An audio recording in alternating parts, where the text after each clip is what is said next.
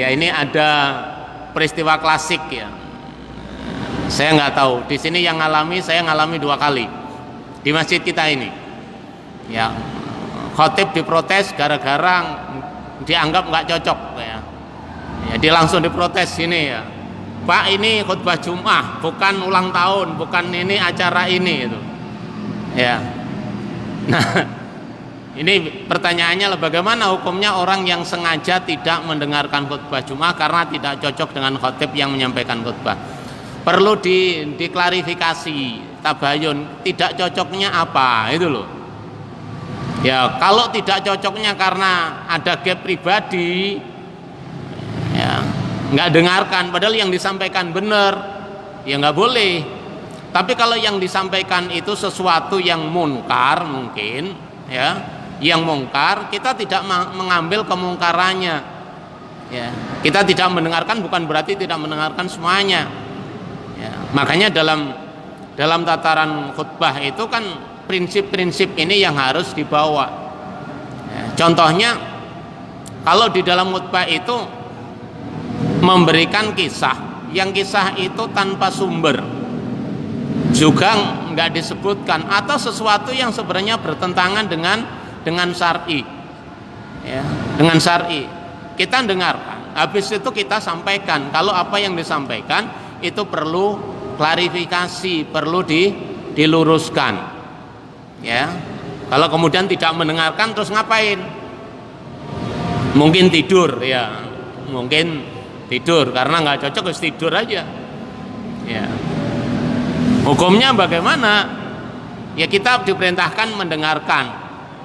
Kalau kemudian nggak cocok, apa yang nggak cocok itu kita inventaris. Nah, suatu saat khotibnya setelah selesai kita ajak ngomong, kita ajak bicara. Oh mungkin ada ini hadis yang disampaikan kayaknya hadisnya palsu, bolehlah, ya. Karena kalau ketidakcocokan itu karena ta'assub, fanatisme, itu banyak Pak, ya, banyak. Makanya karena manusia ada titik kelemahannya, ya, masing-masing ada titik kelemahannya. Tapi kalau itu mungkin perkara-perkara yang menyangkut bid'ah, perkara-perkara yang jelas murka, ya, maka kita tidak mendengarkan itu bukan berarti kita meninggalkan, ya, menyimak khutbah itu. Bagaimanapun kita tetap dengar, tapi tidak mengaku itu sebuah kebenaran kalau memang itu bukan kebenaran. Yang prinsipnya gini, kalau itu perlu ditabayuni, segera ditabayuni, diklarifikasi. Tapi gara-gara khotibnya baru cekcok dengan si fulan, kemudian dia nggak cocok, nah itu beda lagi urusannya. Karena urusan ibadah nggak boleh dicampuri dengan sesuatu yang sifatnya hawa nafsu. Tapi menyangkut prinsip, misalkan nilai-nilai spiritual seorang khotib, ya, karena dia adalah memberikan pencerahan, tentunya kita memilih mana yang bisa memberikan nasihat, mana yang bisa memberikan pencerahan kepada kita. Justru bukan membuat fitnah atau membuat pertentangan di dalam masjid, ya.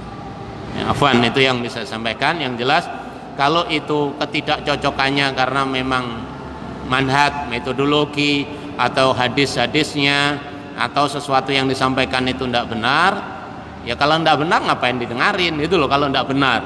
Tapi kita perlu klarifikasi, perlu meluruskan agar suatu saat mereka khutbah di tempat yang lain itu tidak dilakukan kembali, ya. Yang jelas jangan karena fanatisme, jangan karena ta'assub atau karena hawa nafsu di antara kita kemudian tidak mendengarkan khutbah, atau mendengarkan khutbah tapi nggak ngerti, nggak apa-apa, ya. Ada bahasa, saya pernah dengarkan khutbahnya bahasa Madura, saya nggak ngerti sama sekali. Wes pokoknya denger, penting ayatnya ketemu, udah itu aja, ya. Ngomongnya apa, maksudnya apa, karena saya tahu ayatnya, paling maksudnya seperti itu, ya. Ya, seperti itulah, ya. Atau orang Bandung ini khutbah ngomong bahasa Bandung, ya saya paling ya diem aja. Nah diem seperti itu nggak salah gitu loh. diem nggak ngerti, pokoknya didengarin tapi nggak ngerti maksudnya apa, dan itu tidak membatalkan dia, ya. Asal jangan protes ya tadi loh, ngomong rame diskusi kemudian bantah-bantahan di atas mimbar sama di bawah ya.